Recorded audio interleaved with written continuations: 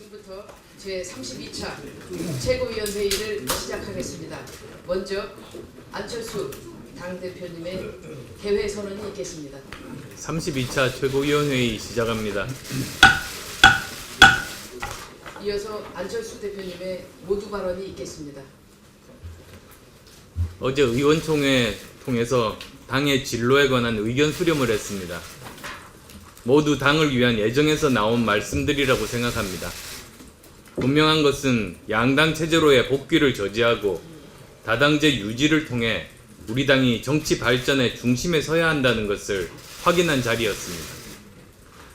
우리의 창당 정신을 지키면서 외연을 확대하고 강화시키는 노력과 함께 당 내외 여론 수렴 계속해 나가도록 하겠습니다. 정부가 북한 주민에게 구충제 지원을 검토해 주기 바랍니다. 어제 조계종 총무원장 설정 스님을 찾아뵀습니다. 최근 귀순한 북한 병사의 몸에서 나온 기생충에 대해서 북한 군인도 저런데 북한 주민은 얼마나 참혹할까라고 말씀을 나눴습니다. 저도 의대생 시절에 두메산골 무이촌에서 의료봉사활동을 하면서 수백 명의 배변을 옆에 쌓아놓고 거기서 기생충 검사를 했던 적이 있습니다. 그건 위생의 문제가 아니라 생명의 문제였습니다. 생명은 일단 살려야 합니다. 이 문제는 북한 주민의 생명과 직결된 문제인 만큼 인도주의 정신으로 도와주어야 한다고 생각합니다. 북한 정권과 북한 군이 문제지 북한 주민이야 권력에 수탈당하고 기생충의 영양분 뺏기면 죽는 길밖에 더 있겠습니까? 미국이 어제 북한을 테러 지원국으로 재지정했습니다. 우리 정부는 국제사회의 제재와 압박에 철저히 공조해야 합니다. 그러나 동시에 유엔 산하 국제기구를 통한 인도적 지원은 한미 간 협의를 바탕으로 전략적 방안을 모색할 수 있을 겁니다. 구충제 지원이 그 출발점이 될 수 있습니다. 어제 대통령께서 중소기업 벤처부 장관 임명을 강행했습니다. 대단히 실망스럽습니다. 대한민국에는 혁신을 이끌 인재가 차고 넘칩니다. 백지 신탁 때문에 인재를 등용하지 못한다고 해서 백진 신탁과 같은 효력을 지니는 다른 대안을 제시한 바도 있습니다. 그런데도 국민의 비판과 국회의 요구를 저버리고 임명을 강행한 것에 대해서 유감을 표하지 않을 수 없습니다. 시장의 신뢰를 잃고 도덕적 권위를 상실한 장관이 어떻게 중소기업과 벤처 생태계를 살려내는 리더십을 발휘할 수 있을지 우려됩니다. 그 피해는 대한민국의 미래와 미래 세대에 떠넘겨질 것입니다. 더구나 청와대는 어제 인사 참사를 강행하고 나서야 뒤늦게 인사 원칙과 기준을 발표하겠다고 합니다. 무조건 합격시킨 다음에 채용 기준 제시하겠다는 겁니까? 국민을 실망시킨 인사 강행에 대해 대통령의 깊은 성찰 촉구합니다. 지속적이고 일관되게 인사 참사를 자초한 청와대 인사 라인부터 전면 쇄신하십시오. 청와대 인사 라인 인사하십시오. 이것이 상식입니다. 아울러 일부 당에서는 홍종학 장관 임명 강행과 다른 사안을 연계시킬 움직임이 있지만 국민의당은 그렇게 하지 않을 겁니다. 잘못된 인사는 그 자체로 반성과 책임을 촉구하면서 개혁 입법과 예산 문제는 그것대로 국민 우선, 민생 우선, 혁신과 성장 우선의 분명한 원칙을 가지고 대응하겠습니다. 지난 며칠간 국민의당은 심한 내부 진통을 겪었습니다. 각기 다른 방향의 다양한 주장들이 펼쳐졌고 이런 말들은 본래 의도와는 다르게 각색되고 확산되었습니다. 그러나 어제 국민의당은 5시간 반에 걸친 의원총회를 통해 서로의 입장을 허심탄회하게 주고받으며 진솔하고 가감없이 의견을 나누었습니다. 비록 의견이 달라도 틀리다고 외면하지 않았고 끝까지 상대방의 주장을 경청하면서 차이를 좁히려는 치열한 노력들이 전개되었습니다. 그 결과 우리 내부의 뜻이 결코 다르지 않음을 확인시켰습니다. 국민이 만들어준 다당제의 가치를 우리 스스로 훼손할 수 없다는 데 인식을 같이 했고 한국 정치를 주도하는 정당으로 더욱 자신있고 당당하게 나아가자는 데 뜻을 함께 했습니다. 역시 소통과 집단 지성의 힘은 컸습니다. 다당제는 국민의 명령이자 시대 정신입니다. 하지만 아직 제대로 가보지 않은 이제 갓 출발한 길인 만큼 외부 거대 정당들의 견제와 내부의 불안에 따른 과도기적 진통은 불가피할 것입니다. 국민의당은 지금의 성장통을 이겨낼 것입니다. 적대적 양당제와 제왕적 대통령제에 기반한 후진적 체제를 넘어서서 협치와 연대가 일상화된 선진국형 정치를 개척한다는 소명으로 정부 여당의 과속 질주를 막고 정책의 허실을 따지면서 새로운 대안을 치밀하게 고민하는 제3당으로서의 역할로 정진해 나아갈 것입니다. 문재인 정부의 내로남불은 도대체 어디까지인가 궁금합니다. 지난 21일 진행된 KB금융 주주총회에서 노동이사제 도입을 놓고 국민연금이 비공개 투표를 요구한 것으로 알려져 논란이 커지고 있습니다. 국민연금이 그동안 KB금융주총에서 여러 안건에 대해 투표했지만 비공개를 요청한 것은 이번이 처음이었습니다. 더욱이 국민연금의 노동이사제 찬성 결정은 외부 자문도 거치지 않고 내부 투자위원회에서만 이루어진 밀실 결정이었습니다. 문재인 대통령은 지난 7월 발표한 국정 100대 과제를 통해 국민연금의 의사결정 과정에 대한 공시를 강화하고 국민연금의 독립성과 투명성을 높이겠다고 밝혀왔습니다.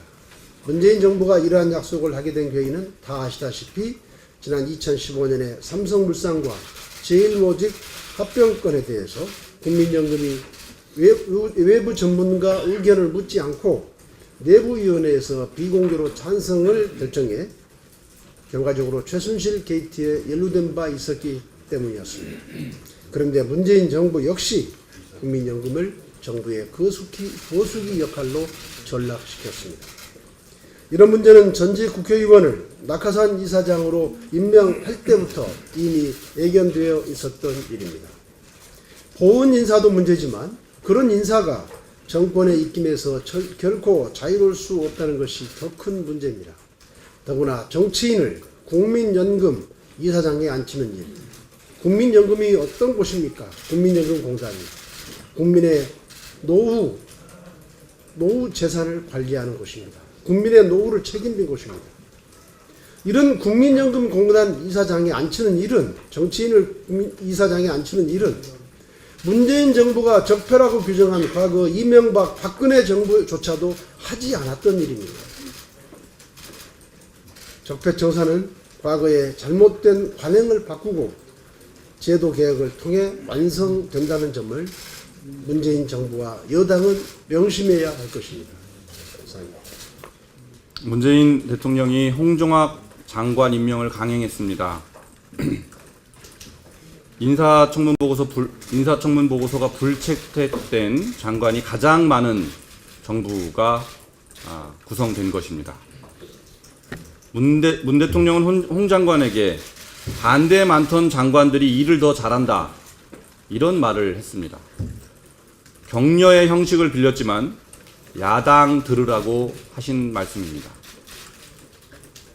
졸지에 우리 당이 홍종학 후보자를 비판한 것이 일 잘하는 사람 발목 잡은 꼴이 되었습니다. 그 수많은 언론이 홍 후보자를 비판한 것이 딴지 걸기가 되어버렸습니다. 문 대통령이 앞으로의 인사 기준을 격려의 형식을 빌어서 말한 것이 아닌지 심히 우려됩니다. 야당과 언론이 반대하면 그 반대가 많을수록 더 일을 잘할 사람이니 임명을 강행하겠다. 이런 의지를 천명한 것이 아닌지 우려된다는 것입니다. 문 대통령은 자신이 약속한 5대 인사 원칙을 무너뜨린 것, 그리고 역대 최다 인사 참사를 빚어낸 인사 라인에 대한 입장부터 말씀하시는 것이 옳았을 것입니다. 어제 5시간의 토론을 통해 어제 5시간 동안에 국민의당 의원들과 최고위원들이 모여서 집중적인 토론을 했습니다. 어제 토론을 통해서 자유한국당을 포함한 보수 대통합을 하려 한다느니, 민주당과 합치려 한다느니 하는 오해가 전혀 사실이 아니었다는 점을 확인한 것만도 큰 성과라고 생각합니다.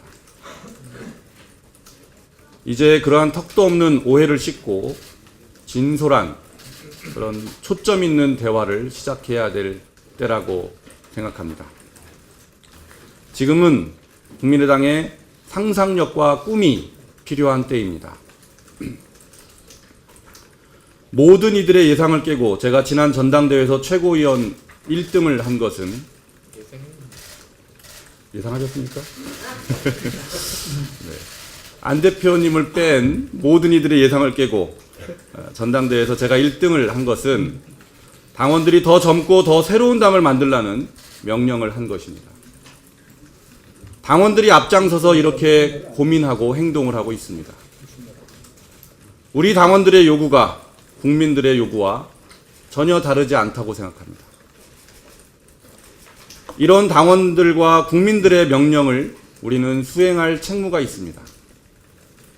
어떻게 더 매력적인 당을 만들 것인가? 어떻게 더 젊고 능력 있는 당을 만들 것인가를 고민해야 됩니다. 그래야 내년 지방선거에 희망을 걸 수 있습니다. 이제 우리 국민의당의 상상의 나래를 펴기 시작할 때입니다. 저부터 그렇게 하겠습니다. 감사합니다. 기득권 거대 양당제를 극복하고 다당제 실현이라는 국민의당 창당 정신을 부정하는 분은 여기 아무도 없을 것이라고 생각합니다. 또한 왜 거대 양당제가 문제였는지, 그리고 그 작동 원리는 어떠했는지에 대해서도 누구나 다 공감하시리라 믿습니다. 최근 바른정당과의 연대, 통합, 즉 연통의 문제 중심에는 햇볕 정책이 있습니다.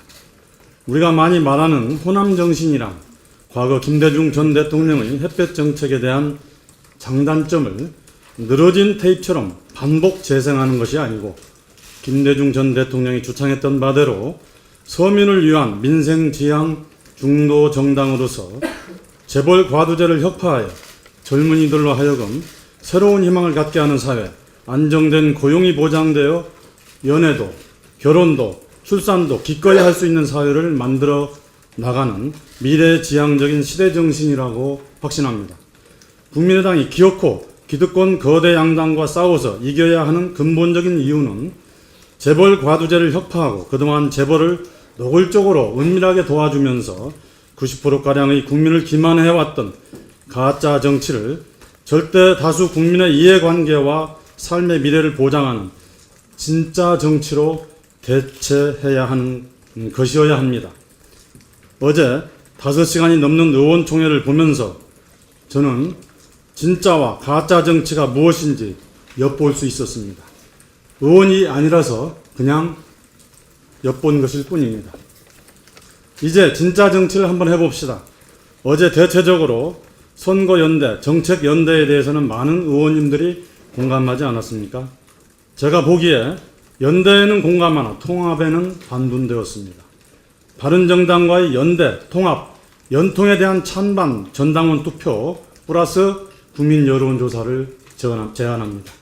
어제 의원총회를 통해서 당의 정체성 등에 대한 의원들의 난상 토론이 진행되었고, 이는 당 구성의 일부인 소수 인원 간 토론회라는 제한성을 감안할 때 이에 대한 다양한 다른 이견이 분명 존재할 수 있겠습니다만, 하지만 이번 이 문제를 전당원의 의사를 묻는 ARS 당원 투표 형식을 빌리고 더해서 국민 여론조사까지 한다면 더 이상 논란이 없을 것입니다. 뿐만 아니라 이 문제를 제기했던 안철수 대표의 리더십 여부까지도 연계해서 투표에 붙인다면 모든 논란은 원샷으로 마무리될 수 있을 것 같다는 생각입니다. 연대는 되고 통합은 안 된다? 연대 정신은 무엇이고 통합 정신은 무엇입니까? 결혼은 필요 없고 연애는 한번 하자는 것입니까? 어쨌든 전당원 플러스 국민 여론조사 형식을 빌리면 그 결과가 바른정당과의 연대 통합의 찬성이든 그 반대의 결과는 당원 전체의 의사를 확인할 수 있을 것이고 국민 의사까지 확인할 수 있게 될 것이므로 더 이상 이견은 존재할 수 없을 것이라고 생각합니다. 또한 안철수 리더십에 대한 찬반 여부도 일거에 정리되리라고 확신합니다. 당에서 가장 중요한 의사결정의 주체는 당원이며 당원 당규에도 당에 관한 중요한 결정사항, 예컨대 노선이나 당의 해산, 합당에 대한 전당원의 의사를 묻는 것을 명기하고 있으니 그 적합성과 정당성은 말할 필요조차 없을 것입니다. 전 당원 플러스 국민 여론에 물어주십시오. 전 당원의 뜻이 그게 아니라면 사퇴하고 당원의 뜻에 따르겠습니다. 지금 출범한 지 여러분들이 잔디를 심어주신 지 불과 3개월도 안 되었습니다. 바닷물은 얼지 않습니다. 차근도 안 되었는데 소금물을 계속 뿌리시면 저희는 얼어 죽지도 못합니다. 빅 텐트가 됐든 스몰 텐트가 됐든 몽골 텐트를 쳐주셔야 이 엄봉설 안에 길거리에서 당원 모집도 하고 개원 서명 운동도 할 것 아닙니까? 경고 한번 하겠습니다. 어제 의원총회는 분명 비공개 회의였습니다. 철통같이 아무도 출입을 못하게 지키면서 비공개 회의까지 하지 않았습니까? 저는 어제 5시쯤 잠시 폰에서 뉴스를 보다 깜짝 놀랐습니다. 또다시 기절할 뻔했습니다. 비공개 회의 도중 어느 의원님이 그 사이를 못 참아서 밖에 나가서 기자에게 의원총회 정보를 제공하였고 그 기사가 떴더군요. 이래서 되겠습니까? 비공개 회의는 우리의 빅 프로미스, 큰 약속이었습니다. 그래서 이 호루라기로 다시 한번 경고를 보냅니다.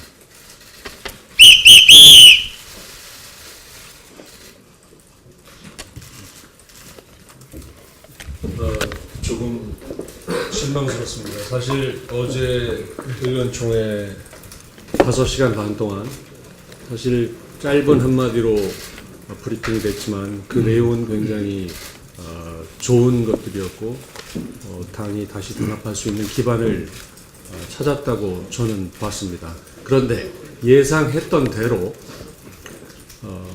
실제 논의의 방향과는 다르게 일제히 오늘 아침에 인터뷰들을 하시면서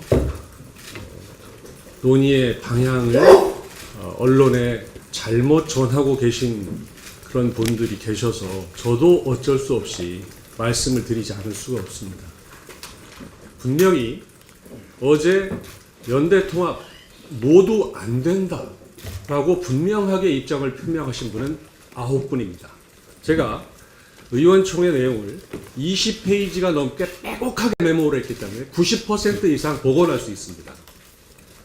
그리고 9분 말고 분명히 반대하시는 분인데 외국에 가신 분 한 분 계시고 분명히 반대하시는데 말씀을 안 하신 분이 한 분 계십니다. 그렇다면 11분입니다. 분명히 통합으로 바로 가야 된다라고 말씀하신 분은 9분이고 10분으로 해석할 수 있습니다. 선거연대 정책연대부터 먼저 열어가야 된다고 말씀하신 분은 9 내지 8분입니다. 그리고 도저히 어떤 쪽인지를 판단하기 어렵게 말씀하신 분이 3분이 계십니다. 그리고 말씀을 하셨다면 분명히 찬성 입장을 밝힐 분이 3분인데 말씀을 안 하셨고요. 참석하셨다면 찬성하셨을 분이 3분이 안 오셨습니다. 한 분, 2분은 외국에 가셨고 한 분은 참석을 안 하셨는데 그렇다면은 이 판세는 분명합니다. 얘기하면은 3분의 2가 통합은 안 된다고 지금 인터뷰들을 하고 계신데 사실은 반대입니다. 연대 통합에 찬성한 분이 26분이라고 저는 이해를 하고 있고요. 14분 정도. 도저히 어떤 쪽인지를 알 수 없는 분 3분을 반대로 포함한다고 해도 그분은 14분입니다. 그렇다면 어떤 쪽이 다수입니까? 연대 통합을 하자는 것입니다. 그렇기 때문에 이렇게 자꾸 이런 문제를 가지고 사실과 다른 말씀들을 밖에서 계속 하시면은요, 모든 메모한 걸 가지고 진실은 뭐다, 누구는 뭐라고 말했고 누구는 뭐라고 말했다가 밝혀질 수밖에 없는 겁니다. 그래서 이쯤 하시고 정말 전반적 분위기를 왜곡하시는 그런 말씀은, 공개적인 말씀은 서로들 좀 자제하는 게 좋겠다, 이런 말씀을 드립니다. 이상입니다. 발언이 질문 안 계시면 이상으로 공개 회의를 마치고 비공개로 회의를 전환하도록 하겠습니다. 언론인 여러분 수고 많으셨습니다. 멋진 하루 되십시오. 문 좀 열어주세요.